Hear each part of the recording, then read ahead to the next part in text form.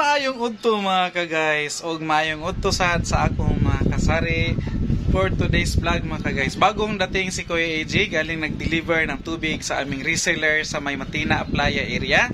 And kararating lang ni Kuya AJ guys, pero bago tumulak si Kuya AJ para mag-deliver ng tubig, is namili muna ako ng gulay doon sa suki nating gulayan. And by the way guys, yung suki ko palang gulayan is reseller na rin ng ating tubig sa Aquashane. In fact, naka-order na siya ng pangatlong beses. And kanina hindi ko lang na-videohan guys, binigyan ko siya ng patarpaulin, libreng patarpaulin ni Aquashane. And happy si ka-reseller natin dahil ma-promote ng husto ang kanyang water. And alam nyo ba guys na aside na naging reseller siya sa amin, na suki ko pa siya sa galon dahil sa amin din siya bumibili ng galon. Syempre may tubig na yung galon and binabaan ko konti yung presyo para at least meron pa siyang tutubuin. So ganun ang pamamaraan and marketing strategy ni Kuya AJ para lalo pang bumenta ang ating mga tubig. And yan guys, pakita ko lang muna ang ating gulay.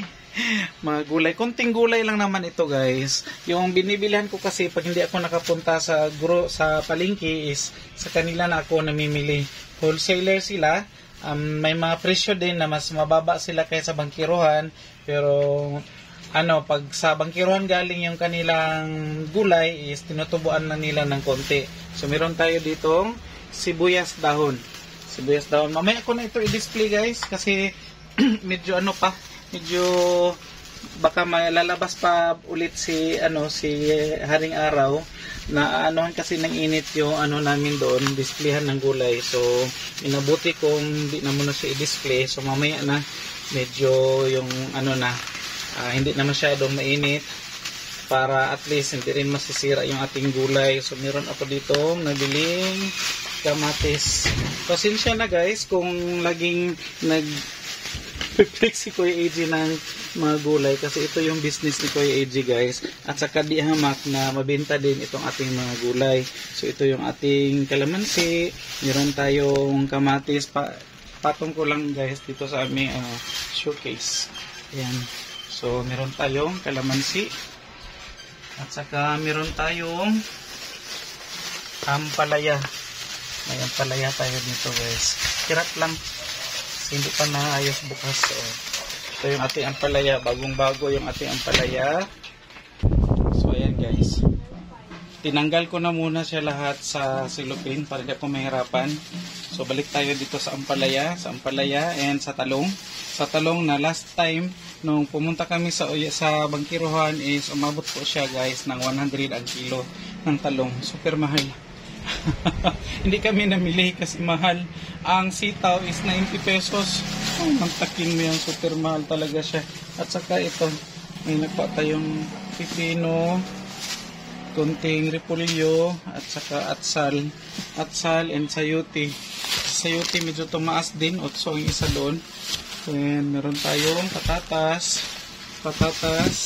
karlang or gabi, ahos, at saka ito si okra. Kunting okra lang kinuha ako guys, kami na lang kakain nito kasi ang kilo nito guys is 110 na ba. And ito sibuyas bombay or sibuyas na pula. So yan na pamili ni Kuya AJ, display natin yan mamaya sa ating gulayan. And may gagawin pala si Kuya AJ guys, aside doon sa mga gulay na pinakita ko sa inyo, is meron tayo dito isang karton ng cheesy na malaki to cheesy na malaki, 40 pieces ito, isang karton.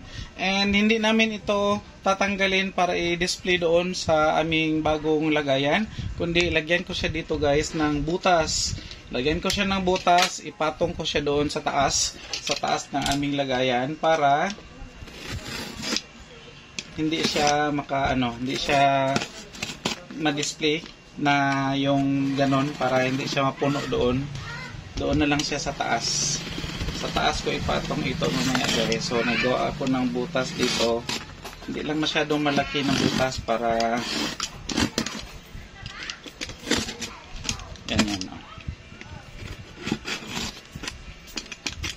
Hindi lang masyadong yung ko guys, yung aking cutter, hindi masyadong matalas. Kaya pasensya na. So pwede na ito. So ayan guys. Ingat-ingat lang sa paghiwa ng karton. Baka masali yung laman. At saka mabutas. Kakainin nyo na lang kung sakasakay ano siya, masali siya. Masali siya sa ano ng cutter. Kasi lalo na pag matalas yung cutter ninyo, natamaan yung isang ganito. Ako. Pwede na ni May. Ganyan kalaki na ano. Mulbot naman no. Pwede dungagan pa ito gamay. Dire. So dagdagan ko konti dito guys.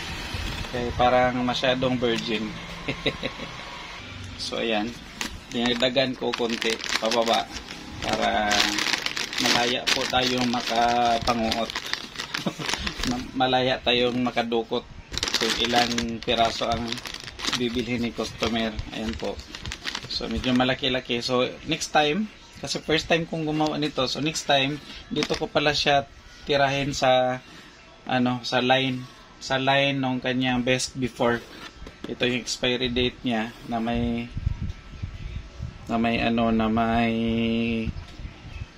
date or may guhit na ano, naka-rectangle. So dito ko siya titirahin. Yun ang aking basis.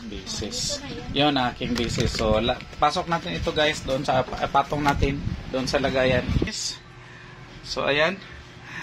Pasan-pasan na ni Kuya ang daigdig. Pasan ko ang daigdig. Nahalata yung edad ni Kuya AG guys. Pasan ko ang daigdig ni Sharon Cunita. So, isang kamay lang guys dahil may video si Kuya AJ. Hopefully hindi siya malaglag sa taas. Ayan, oops. Ayan. So, ayan po siya guys. Ang kanyang posisyon. Kasyang-kasya and katabi niya yung iba nating mga stocks na sitsirya din o mga pagkain nasa pinaka siya guys, pinaka rooftop, pinakataas na bahagi na ating bagong boltless rack. And ito yung guys, finished product ni Ma'am Iya sa pag-display ng ating mga sitsirya. Punong-puno siya guys dahil na-display na rin yung mga bago naming dala o mga bago naming pinamili. So dito yung ating cheesy na malaki. Ito yung mas nauna pa guys. So pangalawa ito. So unahin natin dispose itong andito. And meron tayong Richie. Si Richie na dati tag 9 pesos lang, ngayon tag 10 pesos na. Itong si Cheesy is tag 30 pesos ang malaki. Nung mag-umpisa kami magbenta kay Cheesy guys, nasa lang siya? Nasa 27 mami no? 27, 28, 25. So ngayon 30 pesos na. Si Cheese It na tag 10 pesos din. Si Clover Chips na tag 10 pesos din. Si Yummy Flex na malaki, nasa 59 grams, 20 pesos. At saka si Inihaw na Bangos na tag 10 pesos. Then ang ating Nutristar na tag 10 pesos. Ang ating Wishy na tag 9 pesos. Wishy maanghang. At saka Cheesy na maliliit doon sa gilid na hindi ko na ninyo makita. Kasi against the light siya guys. So baba tayo. Dito tayo sa may mga maliliit na mga cheese on chips na gustong gusto ko kainin dahil hindi siya maalat. Hindi siya maparat.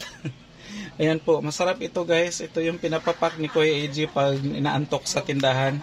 Tag 9 pesos. Si potato fries na Wishy tag 9 pesos. 9 pesos din itong si Martis, Wishy, cracklings, onion rings, Mr. Chips, at saka si Chippy na maliliit. Ayan, si Chicharon ni Mang Juan tag 9 pesos din. At saka si Nuva na maliit is 18 pesos. Vicat na maliit is tag, kaya makita kanali. Si Vicat na maliliit is tag 20 pesos. Si Piatos na maliit is 18 pesos. 20 pesos rather. And yung malalaki nasa likod ba? Maliit pa rin. Ayan po. So, baba tayo guys. Andito yung ating mga malalaking mga Piatos na tag 38 pesos.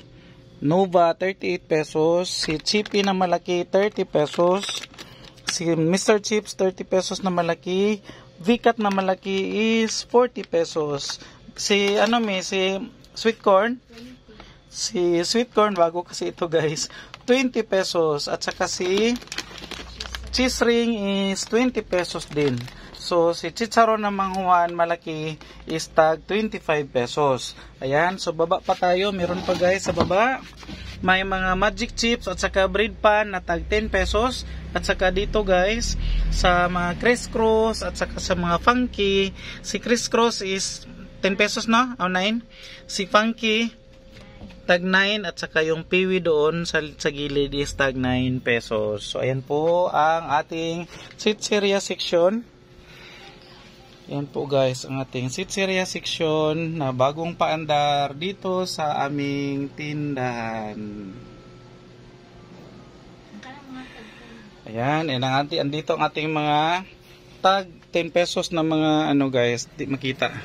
Ayan, tag 10 pesos yan dyan. Against the light siya. Ito yung mga tatos natin, ang ating mga muncher at saka corn bits na tag 15 pesos. Ating tatos, iba't ibang flavor, tag 10 pesos.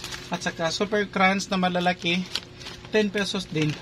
At saka sa baba, ganito na lang muna guys, kasi wala pa akong tuyo. Baka bukas pa ako makapunta.